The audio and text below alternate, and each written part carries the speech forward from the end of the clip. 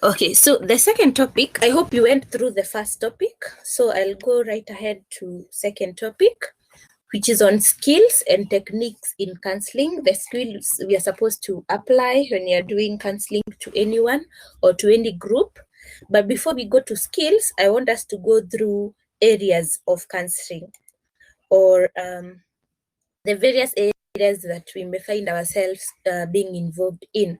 So the first area of counseling is individual counseling, and as the word states, it is a counseling that normally deals with individuals who seek to be helped to deal with issues that are personal issues. So you're dealing with one individual here, and remember that the issues can be related to many issues.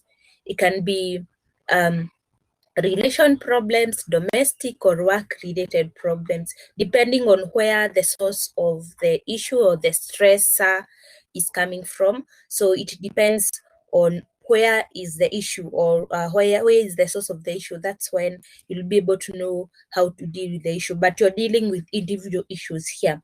The second type of area of counseling is family group counseling, and it involves reaching out to families of the counselees to behavioral problems.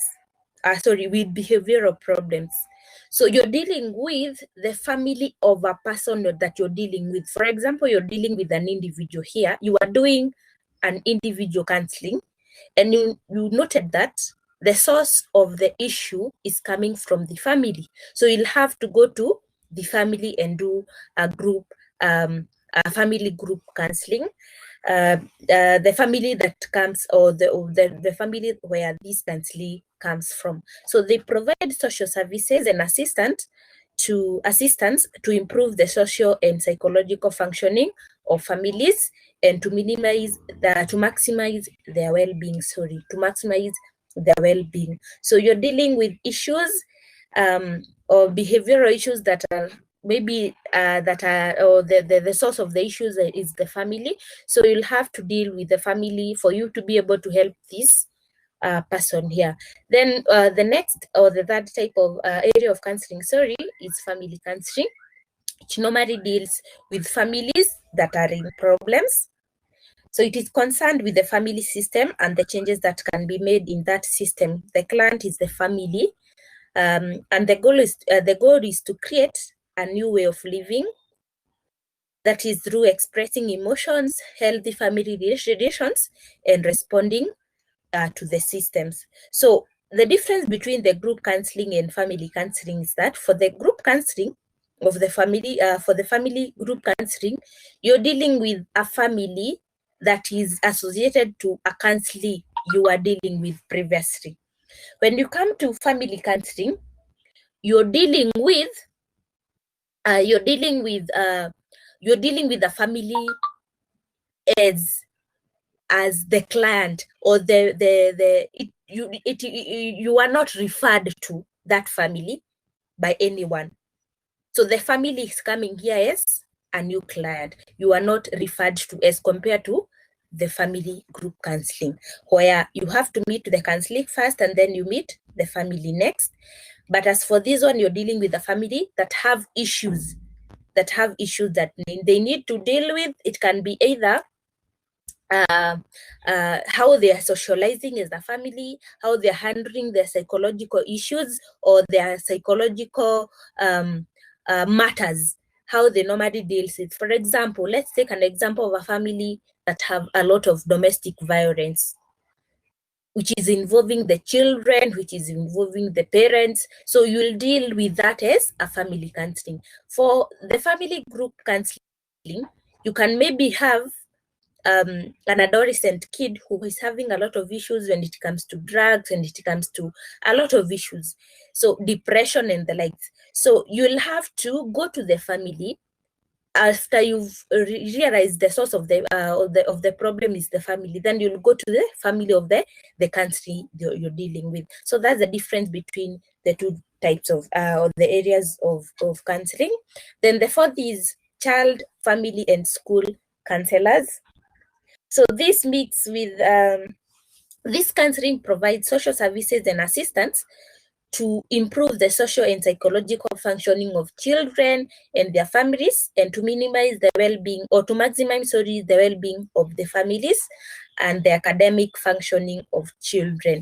We are adding another thing here, academic functioning. Let's take an example. Maybe a child is want to drop from going to school, or even a person who is at college level do not want to go to school anymore, want to do something else.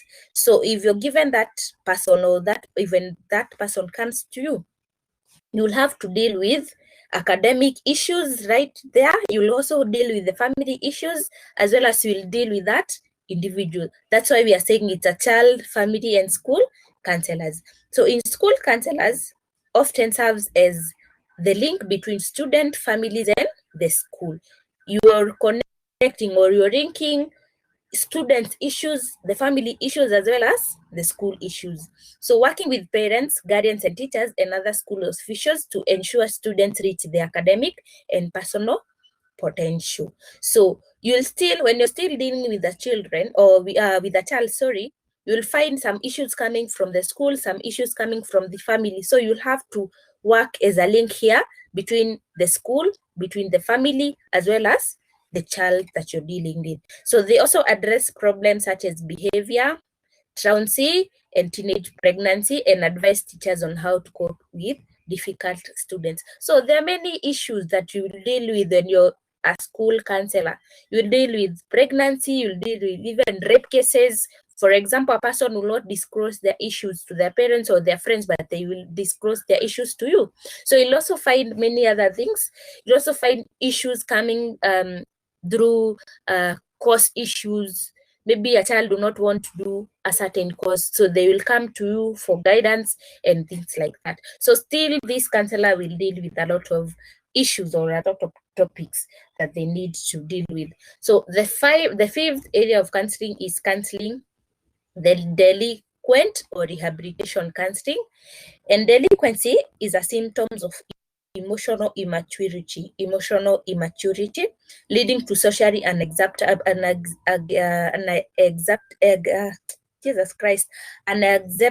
or reprehensible behavior of the youth, especially the adolescent, the very young youth that want to kukula maisha, in quotes. So you'll deal with issues such as petty offenses, horror, crime, drug addiction, and other antisocial behavior. That majority of these youths are normally facing each and every day. So you'll help them to rehabilitate to good behavior. So you'll help them overcome the bad behavior that they have developed to their original self. So the sixth area of counseling is marriage counseling, and it consists of 3 areas. We have premarital, before people marry, immediately after marrying, that is marital harmony, and to eliminate or forestall a marriage from breakup. So you deal with the person who want to get married, deal with the person who is immediately new in marriage, and still deal with people who are in the marriage, either for a short while or after a very long time, because each and every marriage have its own issues. So the client is a marriage relationship. So you'll try to make the relationship have more meaning between the two partners. If you're dealing with a marriage that maybe wants to break up, you'll still deal with the issues they're suffering from. So marriage counseling is usually a crisis intervention. You're intervening in order to help them realize their crisis and also help them overcome the crisis. So preventive aspect is dealt with first, then intervention. So you prevent, then you come up with an intervention. You have to show them the issue, or you have to make them understand their issues or the problems they're facing, and by that come up with preventive ways of of preventing their marriage from breaking up, or their relationship from breaking up, and then come up with ways in order in future to overcome such crisis. So crisis is mainly caused by intrusion. It normally, majority of the crisis is normally caused, it's not the only cause, but majority of them is caused by intrusion of a third party, causing emotional turmoil, change of family structure, and illness in the family, among others. So you can have illnesses coming in between marriages, another third party coming into the marriage, drug addiction. It can also be financial issues. So there are many issues that can bring about crisis in a marriage. So that's another example of areas of counseling. Then the seventh area of counseling is career counseling, when you're dealing with people that either want to choose a career or how do they age well with the new career that they're in. For example, a first person is transferred from one department to the other. They may come to you in order for them to be able to age well with the new area, or with the new area, with the new people, with the new roles. Also, a person who wants to go to a college can come also to you in order for them to be able to make the right choices when they come to career choices. So this is counseling concerned with empowering the individual to face the challenges of transition in life situations. So you're helping them face the challenges in the transition from one life area or from one area to a new area. So the challenges have been brought about by the impact of education, wide attractive career and employment choices, affirmative action policies, and self-sufficiency in economic empowerment. So all these have brought about issues or the challenges that forces people to look for counseling. So the counselor must be creative, innovative, and ingenious. You have to be creative in order for you to be able to help them come up with this, overcome these challenges. You have to also be innovative and very creative. Yes. So the next area of counseling is counseling for weaker and less privileged sections of the society. So who is a weaker person in the society? Who is less privileged in a society? So street children and family living in slums, family living in, for example, refugees, the IDP people, or internally displaced people. So these people are normally feel inferior because they have faced a lot. They have faced a lot in their life, or maybe they have just faced a trauma that maybe they have been displaced from their areas or their farms, they've been displaced from their source of earning. So all these people normally feels inferior, their self-image is damaged, their self-esteem is very low. So you have to give attention and a lot of care to these people because their emotions is very damaged, or they are really emotionally down. So the relationship must be mutually between the counselor and the counseling, responsible with good communication and establish a dynamic emotional bond. And you have to sustain that because you're dealing with people that are really emotionally depressed. So the ninth area of counseling is medical and public health counseling. So at this time or in this area, you're either dealing with a person suffering from a chronic or even acute and also a terminal illness. It can be that chronic. Chronic is a disease that will stay in a person for a very long time. A terminal illness is a disease that eventually you won't get healed from the disease. For example, cancer, diabetes, HIV, you live with them until you die. There is no any instant that you'll get healed from the disease. So acute diseases are diseases that normally occur in a person very fast, and also you recover from them at a very fast rate. And also you might die after a short time. For example, malaria, you don't take years for you to develop malaria, but you take years to develop cancer. You take years to develop diabetes. It doesn't just come, or they just doesn't immediately appear in a person. They normally develop gradually. You can maybe be exposed to diabetes when you're very young, and the exposure or the risk factor that you're exposed to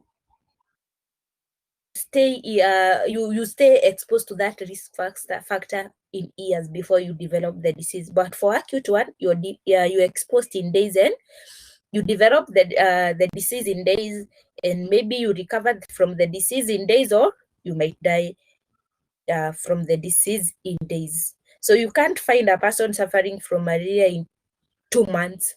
They normally suffer from malaria in 1 week, where they either die or they recover. So when you're dealing with those people, and also this counseling also involves the people that took care, that normally take care of these people. For example, the caregivers of these people also need to be included in medical and public health counseling for them to accept that there is existence of a disease that is terminal, there is existence, they're not in denial that they have, or their kin is suffering from a disease that they may never recover. So you need to help them understand and accept that they have to live with this person who is having this disease that they may never recover from, and they may even live with this person for a very long time. So you have to help them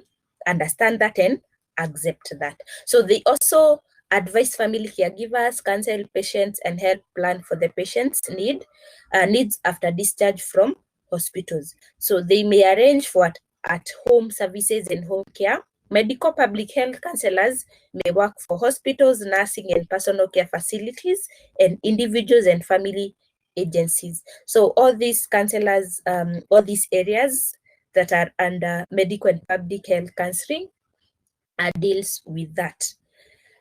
For a person to be able to live in a better way and they have diabetes, they have to accept that they have the disease and the disease is not curable.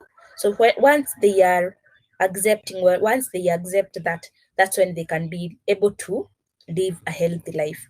Otherwise, if they're in denial, they might even not adhere to drug use according to the way they're supposed to do.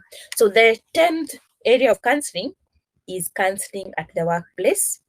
And this is counseling for common problems as they occur at the workplace. So such problems includes performance-related problems, relationship problems, career problems, stress and anxiety, redundancy, and retirement, organization change, and so on. So there are many issues that may come up at a workplace.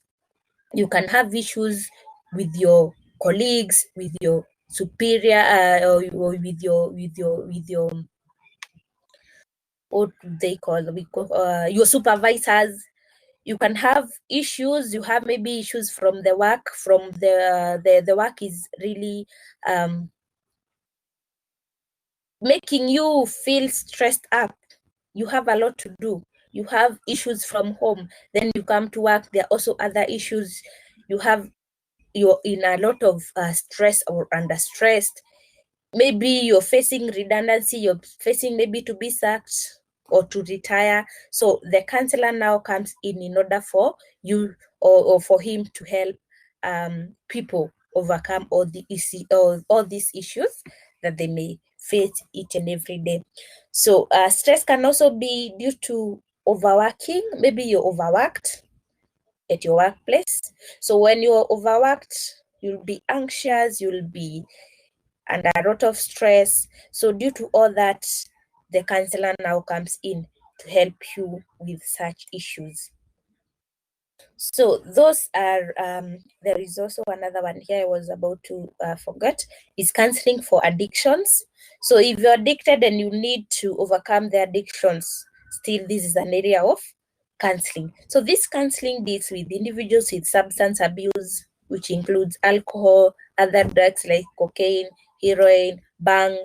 So if a person needs to overcome addiction, so they visit this type or area of, or maybe a counselor that will help them overcome this. Where do you find these counselors? So majority of these counselors, you find them in rehabilitation centers. You also find them in schools, because we have a lot of this in schools, or this drug abuse in schools. And this can be either through group therapy, where you're dealing with a lot of people, or you're dealing with a number of people at once and helping them accept their addicts and help them how, or give them skills on how to overcome this addiction. They can also be through outreaches, when you're taking them out and not in an enclosed area. You're taking them out, for example, in a field. Then you have crisis intervention, social rehabilitation, and teaching skills needed for everyday living. So they also may help plan for supportive services to ease clients' return to the community. So substance abuse counselors are likely to work in hospitals, substance abuse treatment centers, individuals and family services agencies, or local governments. So you can find these counselors in majority of these areas. You can find them in hospitals. At least in hospital, majority of people will feel free to go to the hospitals. You can also find them in rehabilitation centers, although these are quite expensive, but still you have people who can afford to go to the treatment centers. You can also have these individual and family services agencies, where you're going to look for the counselor in his own office. So this is more of private practice areas. So these are the areas that you can still find these types of counselor. So let me upload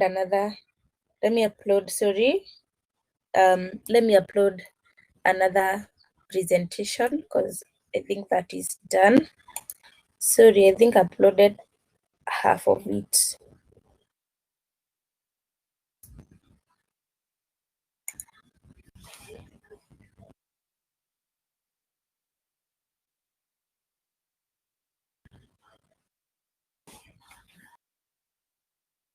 Just wait a minute, we get to where we were. We've already done these areas of counseling, medical counseling, counseling for addiction. I think that's where we are. So those are the areas that counseling is involved. So we have counseling for addiction, medical, public health counseling, counseling at workplace, counseling for marriage, for families or groups of families, all that, career counseling. So all those are areas of counseling that you may be involved in one way or another. So I want us to go, unless you have a question. If you have a question, please ask up to that point. Those are areas. Don't confuse between counseling skills and areas. Those are areas where we can apply our counseling skills. So if you don't have a question, then let's go to counseling skills. And counseling skills, according to Oxford Dictionary, is the ability to do something well and expertly. To do something in an expert way, and ensuring that whatever that you've done, you have done it well or accurately. So for you to be able to be a good expert in counseling, so you have to apply these counseling skills. So I see you texting. So text.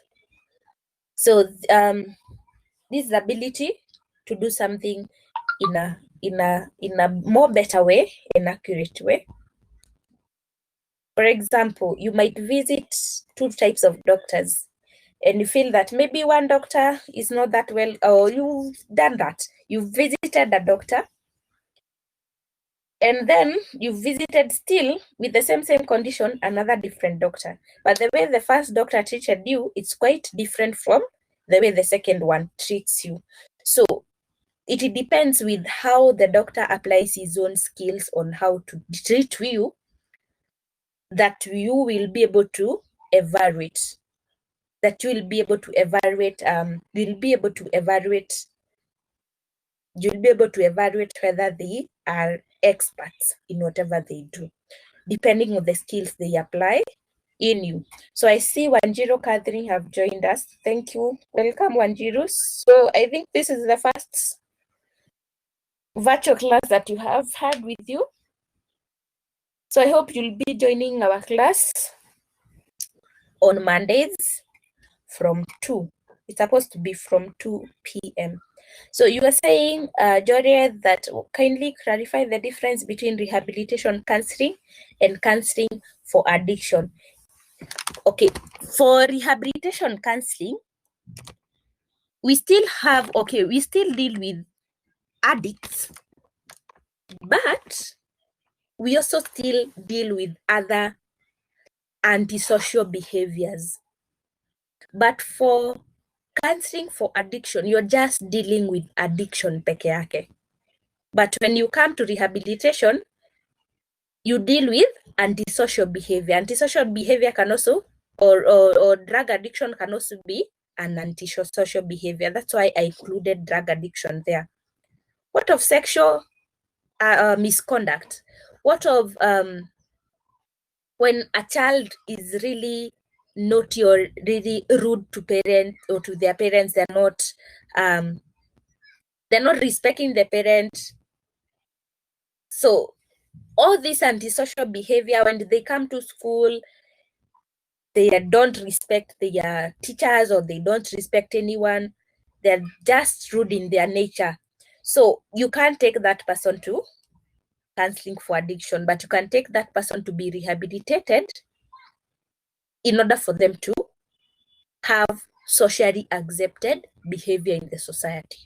So am I clear now, Joriel?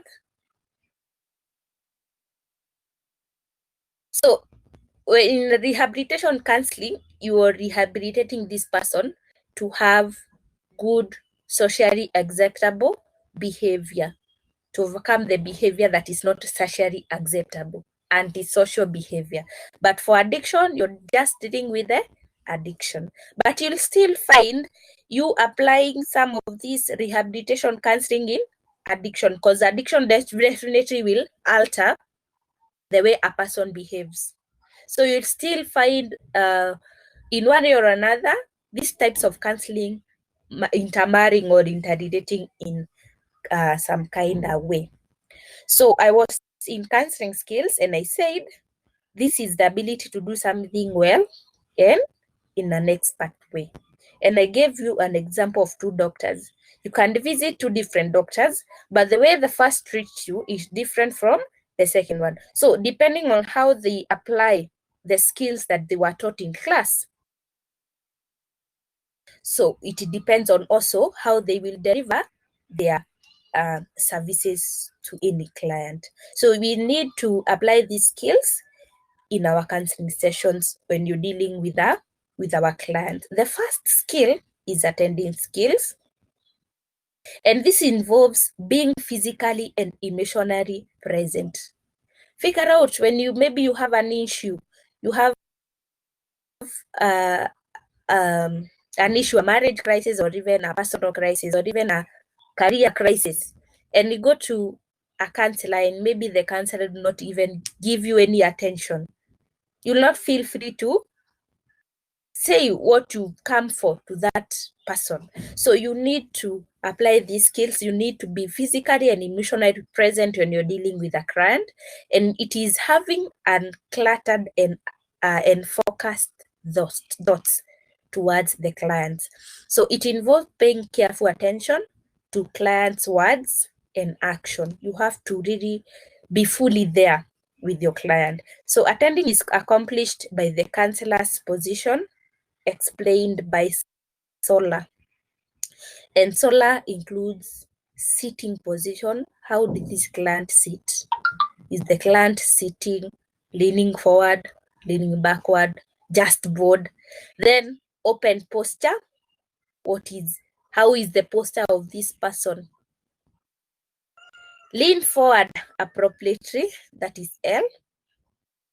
Eye contact without staring. There is a way that a person can look at you.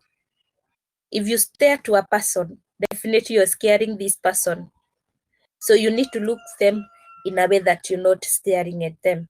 Then you need to relax. You're supposed to have a relaxed mode, or you're supposed just to be relaxed. Don't show them that you're anxious, just relaxed. Just relax. So you can either badilisha these solar two roles, it's the same things, or if the acronym remains the same. The acronym remains the same. We have sitting position, the posture, or the open posture. We have lean forward appropriately. We have eye contact without staring. Then you have relax and relax. So attending helps the client to be more at ease. They'll become at ease. Then the more there is, the more you're creating rapport with them, and the more they are open to you. It is comforting to the client when the counselor pays attention to them. How do you know that a person is not paying attention to you? How do you know that a person is not making any attention to you? You can text that. How do you know that a person is not really, when you're addressing a person in real life situations, and even if you're not counseling this person, how do you know that a person is not really paying attention to whatever that you're telling them? Text. Catherine, how can you identify that a person is not making or any is not attentive to whatever that you're telling them? Joriath, how do you make sure, or how do you know that I'm talking to you but you're not here? You're not paying any attention to me. Yeah, they have other engagements. They're really distracted. If you have to repeat a question severally, yes. Or they maybe even repeat or ask a question, and you've just explained what they are asking you right away. So you need to. And how do you feel when you're counseling a person, or when you're telling a person that you have an issue here and they're not attentive, or they're not showing any concern to you, or not, they are not attentive to you? How do you feel? You don't feel? How do you feel? You don't feel very free to talk to them. So if you have to repeat a question severally, yes, is another way. So if a person is not paying attention, definitely the counseling will not open. See, as if they don't have the problem.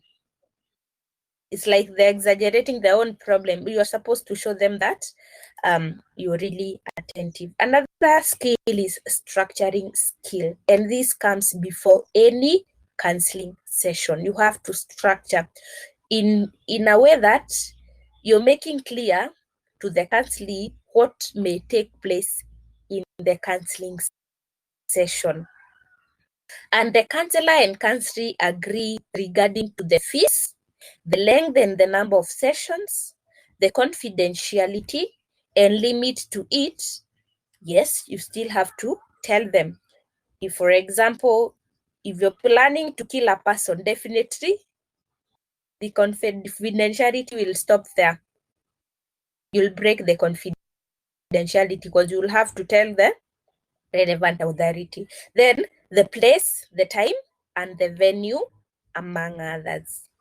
So you need to structure with the client. You're not supposed to be the one to tell them, you're supposed to come this and this, you're supposed to come to this place, you're supposed to have this, whatever. You're supposed to come to an agreement with the client and structure how the counseling will take place. So structuring occurs at the beginning and also throughout the counseling process, and leads to positive outcomes as well as minimizing chances of negative outcome. It normally helps minimize chances of negative outcome, and also it leads to positive outcome of the counseling.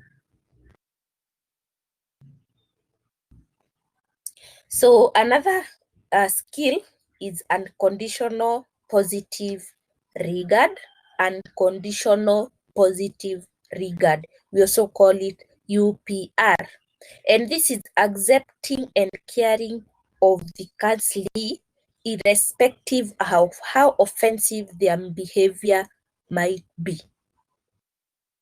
For example, you're doing rehabilitation counseling.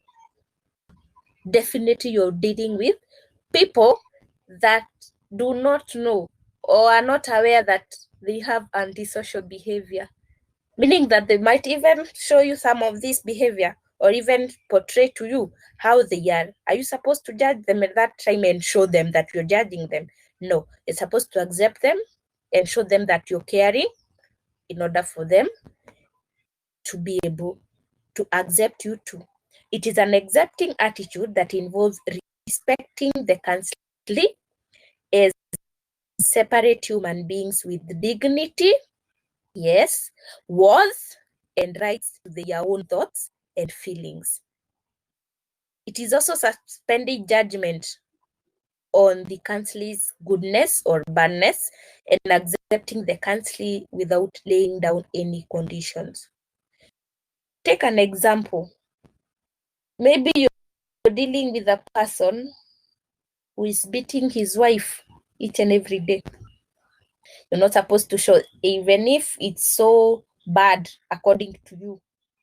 And maybe, for example, you went through the same in your early ages. Maybe your father was beating maybe your mother each and every day. Definitely there is that feeling that this person is not that good, this person is bad, but still you're not supposed to show them that. So you're supposed to show them that you accept them, then you really care for them. And this will also help understand, so make this person feel that there is a person who is caring, because when it comes to counseling, you have to show them that you're caring. And once they feel that a person is caring for them, then they'll be able to open up and also be open to change. So another skill is active listening. In active listening, the counselor listens and understands the message being sent by the counselee through what they say and what they do. Listening involves seeing or listening or even understanding the message and also understanding their actions. That is their words and their body language. So you're supposed to read both their verbal and non-verbal language. So the counselor listens to understand what the counselor listens, to understand what the counselor is saying and communicates to him that he has understand by summarizing and paraphrasing. How do you summarize and paraphrase? So if a person, for example, comes and say, he normally beats me each and every day, tells you all the issues they're suffering from, then you have to summarize and paraphrase of what that they are saying in order for you to show them that you understand what they are going through. So active listening involves the counselor shutting out any other thoughts, such as thinking about what you'll do after the session, or what happened in the morning, or what you forgot to tell your spouse, or so on. Many things. You're supposed to shut all other disruptive things that might disrupt you from listening to this person. You need to not only give them attention, but also you need to have an active listening in order for you to be able to understand their language verbally and non-verbally. So active listening establishes trust. This enhances the choice of the counselee to tell their stories and share their inner world with the counselor. The clients feel safe and understood. So you have to be there. You have to listen to them for that client to trust you. And once they trust you, they'll be able to open your inner self, and you'll be able to read all that they have kept in their hearts. So the next one is silence. You're not supposed to be the only one, or you're not supposed to be the most one talking here.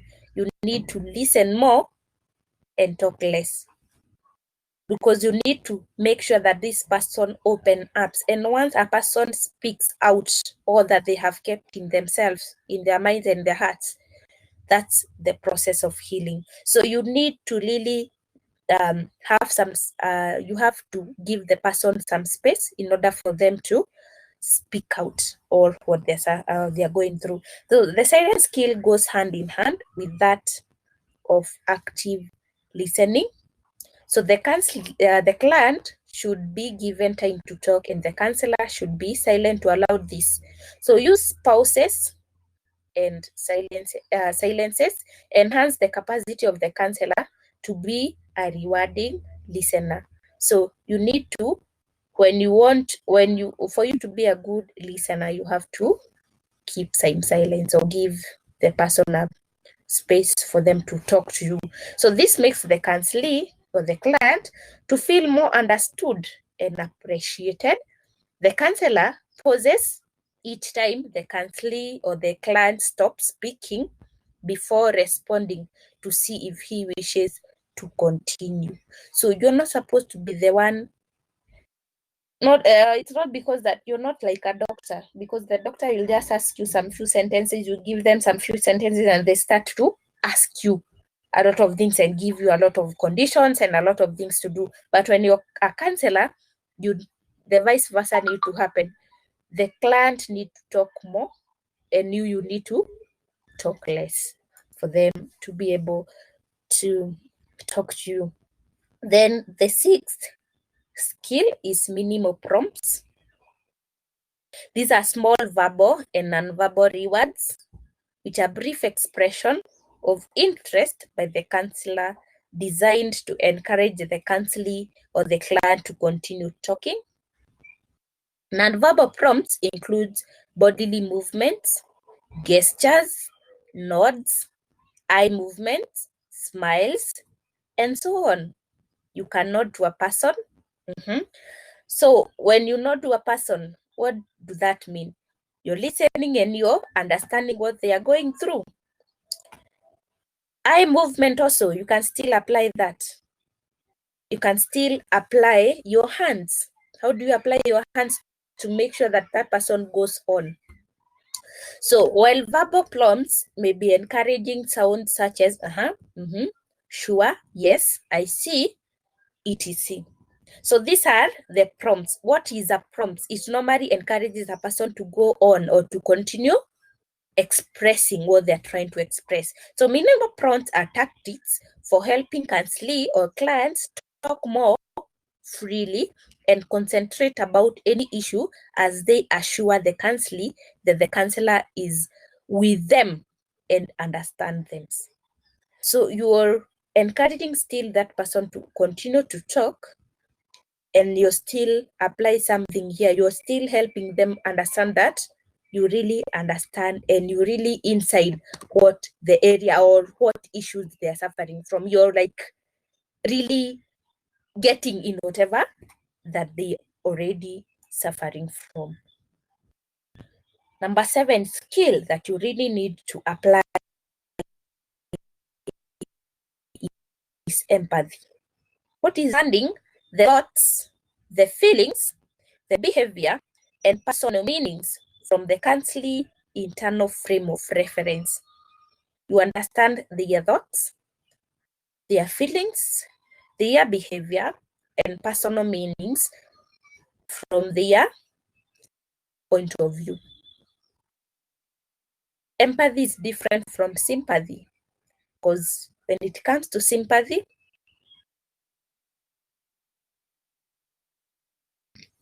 it doesn't deal with understanding the thoughts, the feelings, and behavior of a person. When it comes to empathy, empathy will help in order for you to be able to understand and come up with a intervention on how to deal with the issue this person is facing. So it is being in tune with their perspective, seeing the world through their eyes. It is responding as if within counseling viewpoints. You put yourself to their shoes. and see how they are feeling and feel what they're feeling.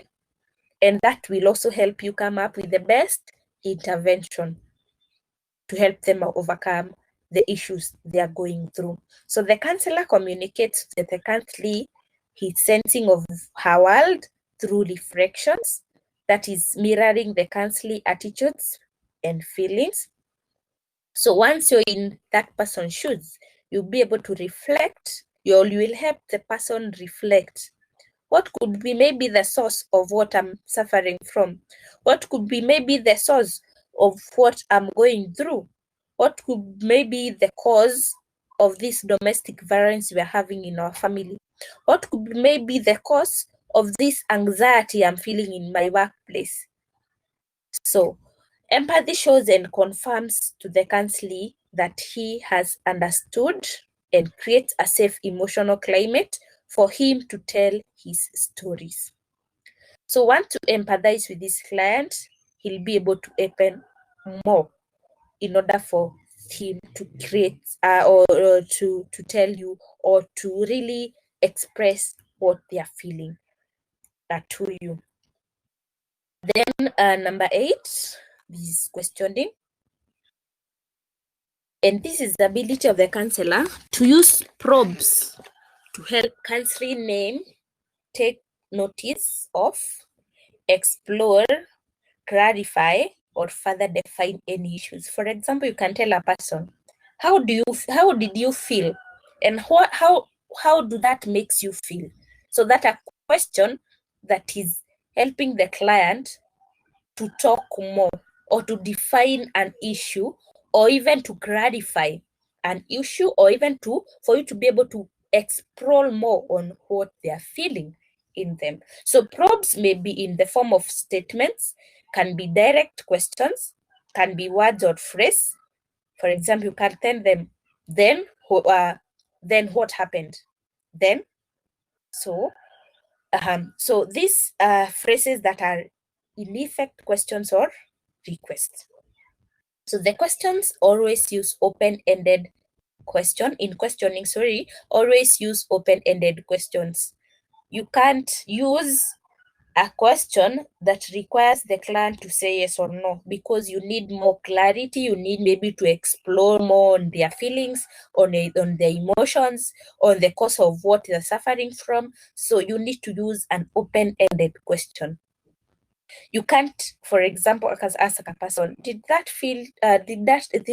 whatever you went through make you angry?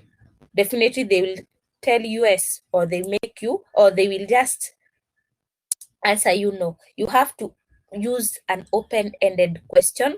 How did that make you feel? That's an open-ended question, because it doesn't need a yes or no answer. So you need to use an open-ended question for them to explain more, or even express more of what they're suffering from or what they're feeling.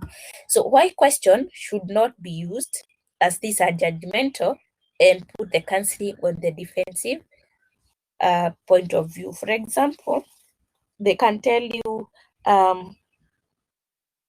due to that, I was forced to take some 2 beers, or I was forced to use some drugs, or I was forced to do this bad thing to this person. You can't ask them, why did you do that? So once you ask them why, they will feel that you're judging them. And once the client feels that you're judging them, they become defensive. And what does that results to? They stop being open to you, and that's not good for counseling. So another one is reflections of feelings. So this is expressing in fresh words the emotions and feelings stated or strongly implied of the client. It involves feeling with the counseling flow of emotions and expressing experience and communicating this back to him. Diffraction of feelings assists the counselor or the counseling, or the counselee, that is the client, to focus on the feelings rather than on the content. It also assists him to bring vague expressed feelings into clear awareness. So, for example, you can tell them, and that really made you mad. And that's what that really made you mad. And that's what that really normally disappoints you. So you are like reading them and telling them what you're reading from them. You might read a person is very sad, or something makes a person very sad. So you need to also show them that you have noted that that thing normally makes them sad, and tell them. Once you tell them, they'll be more, they will reflect more and focus more on the feeling rather than just telling you words. They will now start to talk to you through emotions or through how they are feeling. They will express their feelings more or their emotions more once reflections of feelings comes in. So you need first to read them, and then you communicate to them back what they are feeling. Then observation is the next skill, and this is the ability of the counselor to read the nonverbal messages from the counselee or the client without distorting or over-interpreting them. You're observing them. You're reading the nonverbal message. You might read a person through observation that they're not telling the truth because of their nonverbal language. There is a way that you can tell a child is not telling you the right thing just through observing that person. Even an old person, you can still tell when a person is not telling the truth. So the counselor should verify his interpretation by asking the counselee or the client, or through continued observation. You can either clarify or get some clarity from the person, or you can just observe and make your conclusion, or maybe observe and understand what they really mean by the nonverbal language. So observation of the client body language adds to the meaning taken from the words of the counselee or the client. So by observing them, you will be able to add the meaning to what they're telling you using their mouth or using their verbal language. So verbal language will be backed up by non-verbal language. But when the two are contradicting, you will be able maybe to ask for some clarity, or maybe even probe that person in order for you to clarify what they really mean using their verbal and non-verbal. So it may emphasize and support the verbal expression or even modify them. Then the 10th skill is summarizing skill, and this is the process of trying to bring together into one state during part of all the sessions or process. So you have to summarize all that they have given you. You need to summarize in order for you to be able to end at one angle or end at the same place.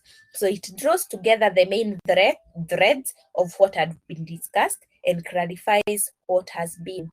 So you need to have this skill. You need to have the skill of summarizing all, whether it is a session or many session. For example, you want to discharge this person from coming to your clinic. So you need to summarize and give a summary of all that you have going, or you have been going through the sessions, in order for you to have a conclusion or a conclusive solution to this person.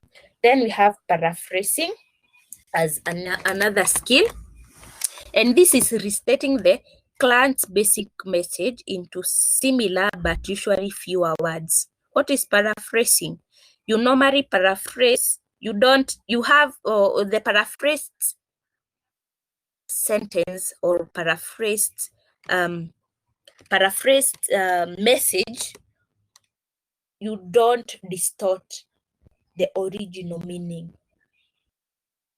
You just put it in a more simple way that the client will be able to understand what they have been going through. You will receive clients that do not even understand what they are going through. So it's upon you to be able to paraphrase this and help them to understand what they are going through. So still summary, you can also explain summarizing in that way. You're helping the client understand their situation by summarizing. The same case, paraphrasing also gives more meaning to what you have been listening. So it is a skill that shows understanding and active listening. Once you paraphrase, you show this person that I understand your language and I'm also listening to you. Then paraphrasing makes the the client feel understood and gives them clear perception of what they have already said.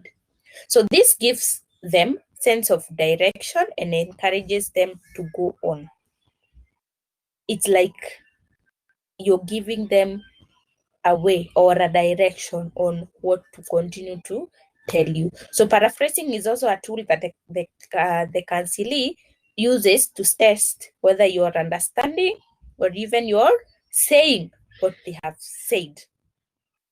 For example, you can paraphrase something and the client tells you, no, I didn't mean that. So this will also help the counselee or the client to make it clear to you.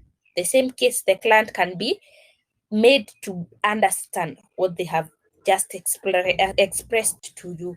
Then if he is in agreement, he answers in the affirmative, and he is not in agreement. If he is not in agreement, he amends by stating the correct thing. I think I've already said that. Then for confrontation, it's another skill.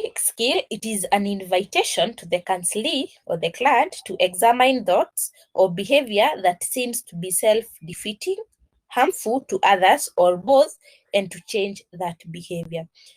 If you're dealing with a client that needs to change a behavior, you have to confront them in a good way in order for them to be able to examine their thoughts or even their behavior that is not good, that is harmful to others and also to themselves, and due to that, change.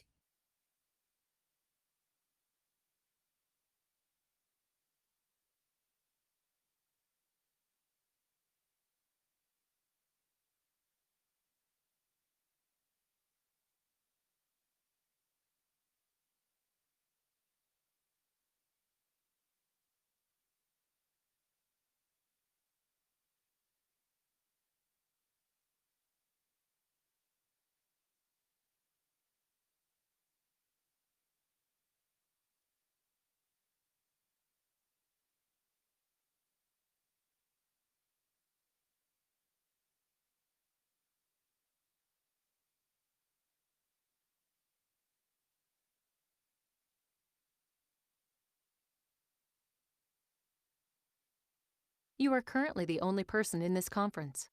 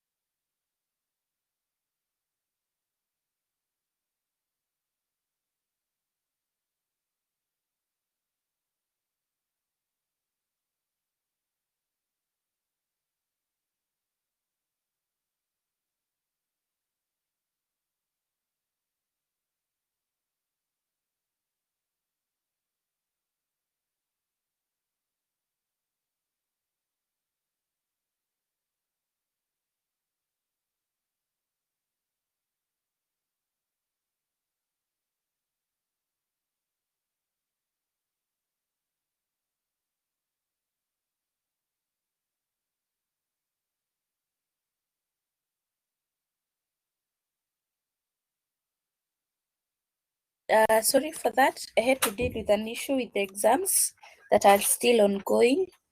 So we can still continue on. So I was on the next confrontation, but I think we've already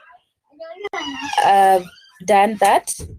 So it is an invitation to the client to examine their thoughts or behavior that has seem to be harmful to others or also to themselves, and it is used when the counselor experiences discrepancies in the message verbalized by the counselee or between the past and the present statement. So you can still use this skill to confront them. For example, in the last session, they said a different thing to whatever that they're saying right now. So you need to confront them in order to set the record straight. Then you can still find maybe a discrepancy or a differential or a difference in whatever that they are saying right now to the next sentence. So they might contradict themselves in whatever that they're saying. So due to that, you can confront them in order to set the record straight. So this will help you also to be able to understand the student, not the student, the client better.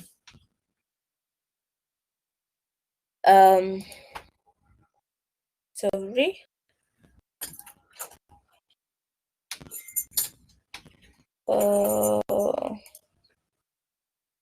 I don't know what happens with the presentation. Let me make it to the light angle.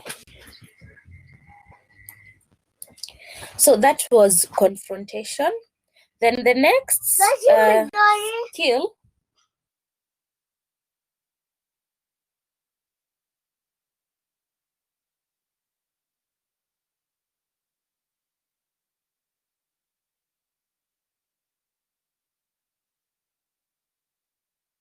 So the next skill is concreteness, and this is the ability of the counselor to be able to make the counselor or the client to be specific in what they're saying or about their present feeling. A client can be ambiguous. They're not really specific in whatever that they're saying. They're telling you a lot of stories and you're not really getting them. So you need to have this skill in order for you to be able to help them be specific. Because once they're not specific, you'll not understand the problems, and also themselves will not understand the problems they are going through. So it normally facilitates accuracy and clear communications. Another type of skill is genuineness. The client the clients, the same case as you, the counselor, need to be genuine. And this is the counselor's ability to be freely and deeply himself or herself and to relate to the counselee or the client in a sincere and defensive manner. You can't fake. You can't be a fake counselor. You need to be a very genuine counselor. You would need to be a very authentic counselor. You need to be very authentic when you're dealing with any counselor, because when you fake it, you'll not be able to help the counselor. You'll not be able to understand the counselor, as well as not be able to come up with the intervention or with the right intervention to help the counselor with. So genuineness facilitates the development of a trusting relationship. Once you are genuine, a minute, please.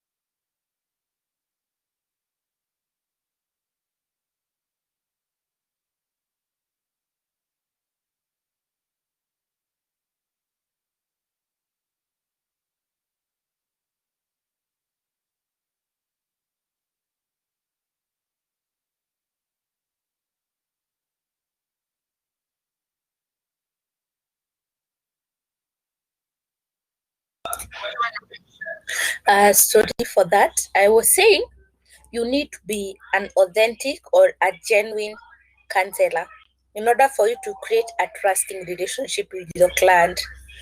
If you don't live in um their world, if you don't go into their world and live with them during the counseling, they will see as if you're not really able to help them. You need to show them that you're really getting them, you understand what they are facing. For example, if you're dealing with the unprivileged people, for example, if you're dealing with a grieving person or even an IDP, and it's like you're showing them like you're not understanding or you're not getting the situation they are in,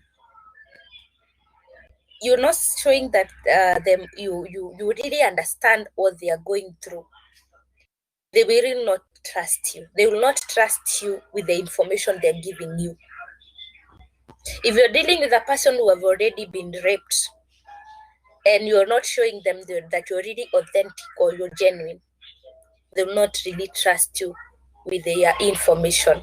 So you need to show them that you're really genuine in order for you to be able, or for them to trust you and to trust the information they're giving you, that you'll keep that information to yourself. So the counselor sets an example to the counselee to be honest and genuine in sharing their information. Another type of skill or another skill is focusing, and it is not possible for the client to deal with their concern at once. It is not possible to deal with all the concerns, all the issues that a client is having, but you can deal with one issue at a time, one issue at every session, one issue at every session. So there is therefore need for them to prioritize and focus on one concern at a time. They need to focus at one concern at a time.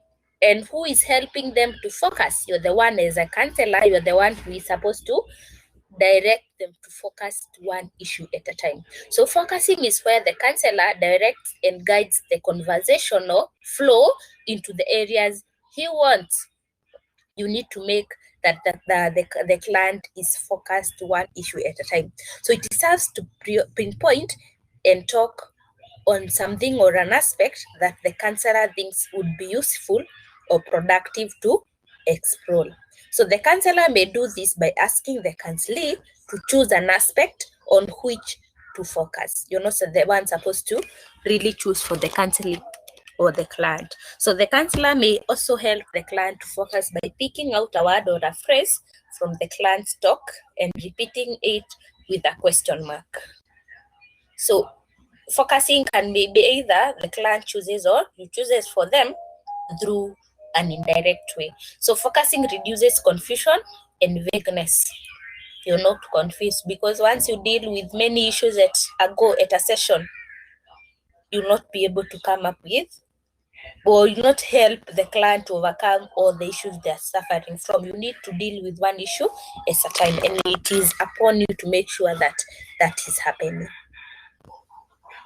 So another one is self-disclosure. And in self-disclosure, the counselor shares with the counselee or the clients some experiences in their own life in order to challenge and promote new awareness. I relate this to HIV and AIDS people. People suffering from HIV and AIDS, they have a clinic that normally go. It's normally called CCC clinic. And majority of the clients there, or majority of the counselors, there are normally also HIV positive. And the main reason as to why that was made or that decision was made is because once you're being advised or once you're being counseled by a person who have gone through what you're going through, you will be able to open up and see that whatever you're suffering from is not unique. It's something that many people are going through, and you can still make out of that issue. So it relates to the way in which the counselor lets himself known to the counselee. So by disclosing maybe a challenge that you overcame, normally helps the client to really understand their situation and understand that the situation is not that big as maybe they were viewing it to be. So self-disclosure helps counselees or clients to feel that the counselor understands what they are going through, and this enhances a trusting relationship. It also provides testimonies that people can change behavior, for examples in substance abuse. So self-disclosure will help you with that.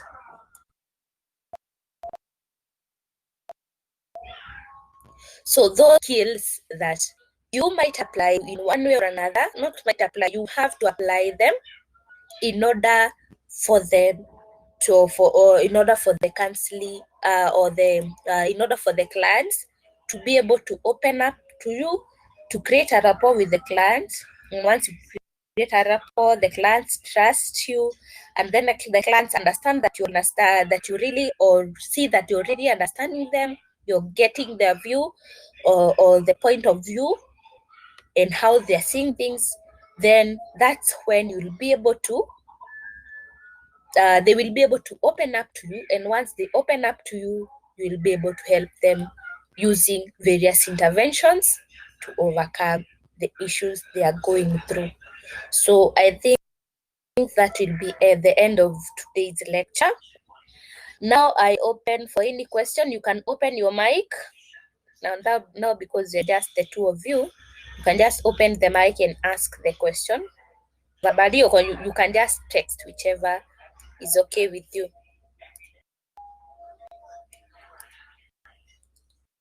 So any question or anything that you need to maybe ask?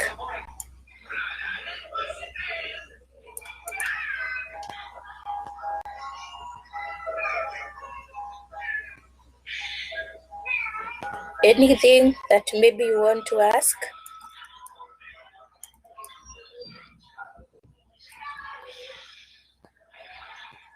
And then 10, text me your number. I don't have your number. You can text me. I hope you can see my number on your portal.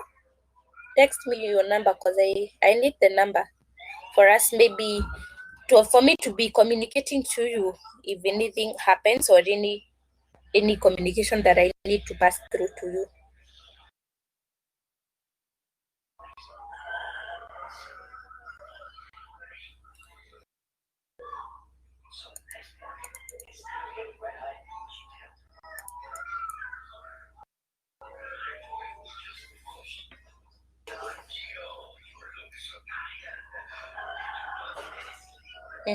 I see no questions. So, and I hope you've understood. If I'm very fast, just tell me I'm fast, and then I can slow down, because I don't want to be just making noise here and maybe you're not following.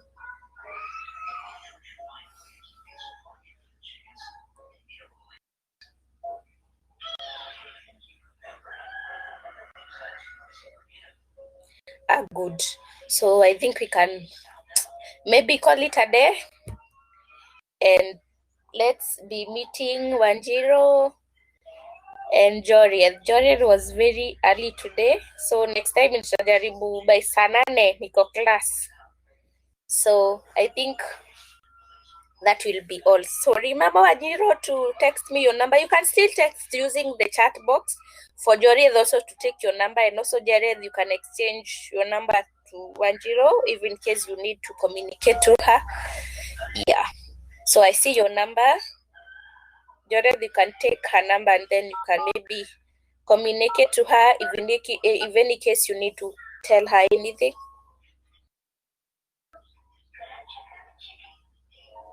721 73.